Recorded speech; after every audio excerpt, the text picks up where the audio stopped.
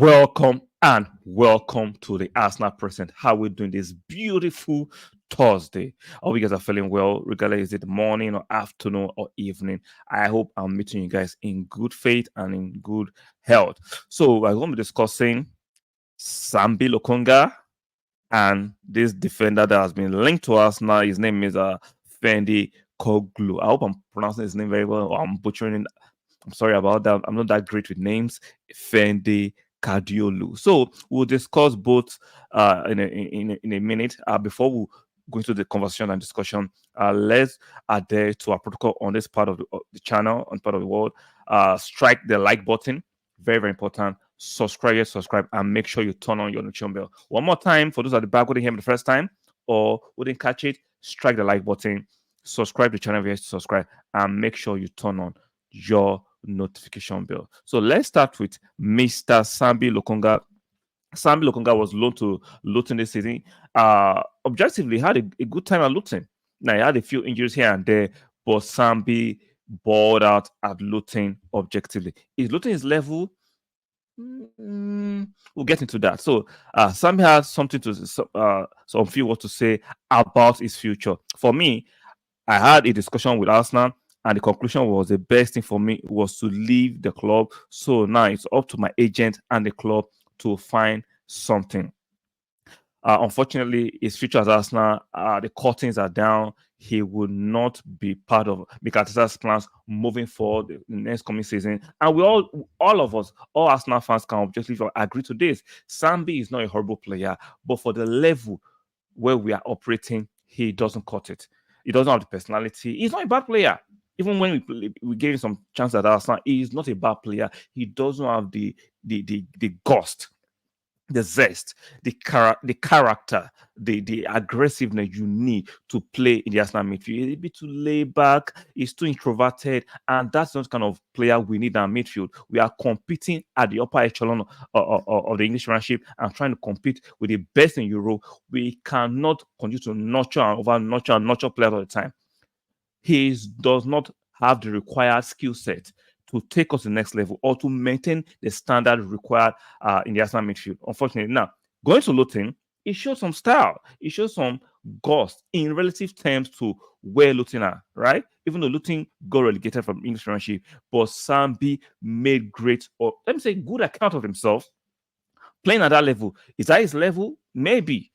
But there are other teams like Monaco were interested. There are other teams in Europe. And I don't think he can do a good job for a team like Everton, a team like Brighton. Sambi is that player. But when it comes to the top of the league, the Arsenal, the Man Cities, the top clubs, I don't think at this moment, maybe in the next 3 years, I might eat my words. Sambi can develop to be that player. But for right now, Sambi, unfortunately, is not a player for Arsenal.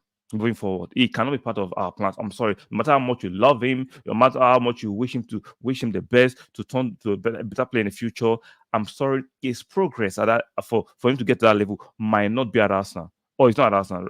He's not. He has to move on. Unfortunately, I like him, but when it comes to doing what we need or require on the pitch in that midfield, he does not have it at the moment. I'm not saying permanently he might not have it. Maybe he might not get to that level, but right now he is not the required level that we need in our midfield. And the other players that want to move on, I'm predicting a mass exodus from the Arsenal team this season, like Smith Rowe, Reece Nelson, Nketiah, right? Nuno Tavares, Carantini. They are players that cannot make it at Arsenal. They are players that they are not of the required level moving forward, that we need to part ways amicably as possible, because not that they're horrible players, they don't meet the threshold, they don't meet the level where we want to operate at this moment in time, unfortunately. Now, moving away from Sambi, let me know in your comment section what you think about Sambi. Do you think we're a bit too in a hurry to get rid of him? Or do you think we should still keep him around and see whether something can get out of it? Let me know in the comment section. You might disagree with me. This is an echo chamber. You might disagree, but let me know objectively why you want to keep Sambi in the team. I'm not saying you cannot make a case for Sambi, but give me a credible case. Give me something tangible, something sensible, something objective. Why we should keep Sambi? Let me know in the comment section. Moving on to the Turkish Is he a Turkish defender? He's being linked to Arsenal. His name is Ferdi Kadioglu. I'm butchering his name for the second time. Pardon my pronunciation of his name. I am not Turkish, so I might have to struggle with that. He's being linked to Arsenal. He's a player that he's kind of versatile, and you know how Mikel Arteta and versatility are like 5 and 6. Mikel Arteta, for the period that he has been at Arsenal, you can tell he loves a player who can play 2 to 3, I'll say 2 positions at a high level, not just playing 2 to 3 positions at a low level. He likes a player that is versatile. He likes a player that can do a job for the team. He likes you to retain your individuality, but he wants you to be able to actually be very, very versatile to play well for the team. 1 or 2 positions at a high level, at least 8/10. That was what Arteta was always seeking for in players when we are trying to recruit players. And this guy can play left back, can play right back, can play on the wings at a very high level. I won't overly vouch for him because I've watched extended highlights, and extended highlights doesn't paint the full picture because you can't see what he does off the ball all the time. You need to watch 90-minute games to make a better appraisal of a player, right? And I'm not going to tell you the truth. I've not watched any 90 minutes of this player, but I've watched extended highlights and I can pick some things. Now, will he be great in the APL? We know the APL is a different league compared to the Turkish league. It doesn't mean the Turkish league cannot produce exceptional players, but you have to still put it as a little bit of a risk when players come from other leagues to the English Premiership because of the intensity, the physicality, and the aggressiveness of the English Premiership. So I'm looking at him, I'm like, if Mikel Arteta truly wants him, because I'm yet to see the likes of David Ornstein reports on this player specifically. It doesn't mean David is the only journalist that gets all the Arsenal news. There are other smaller journalists, quote unquote smaller journalists that can get news too. So I don't know. I don't know if I will push for him because he looked good on the eye. But like, since I've not watched a lot of 90 minutes, I'm a bit skeptical. But my friend Efosa says he's a good player and he thinks he will hack it in the English Premiership. So I'm open to it. If Mikel Arteta wants him, and some of you think he's good enough and is versatile, let's see. Because these days to get quality players sometimes like pulling teeth. They are not littered in the transfer market the way some people try to make it seem as if they are just top players and world-class players are just littered in the market, which is not absolutely true. So if Mikel Arteta wants him and they do want him, I'll support him.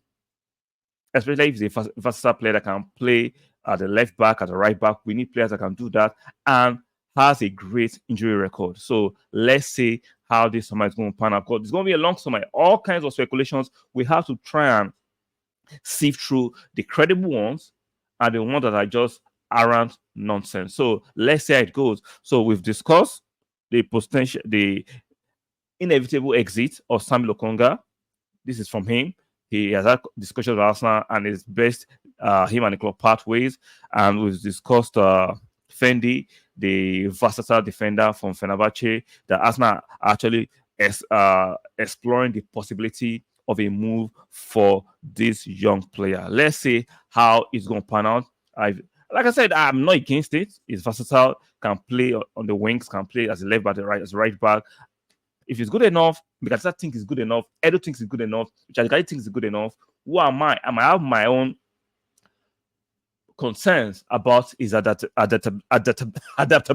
I'm struggling this morning. Adaptability to the English Premiership. I have my own reservation on the fact that I've not watched 90 minutes to assess him off the ball. But on the ball is good. Left foot, right foot, very, very comfortable. So let's see how this potential deal is going to develop. And let me know what you think in the comment section. Are you for both deals or not? Let me know what you think in the comment section. On your way out, strike the like button. Very, very important. Subscribe, and make sure you turn on your notification bell. Like the video, subscribe, and make sure you turn on your notification bell. And I will see you guys on the next one. Bye for now.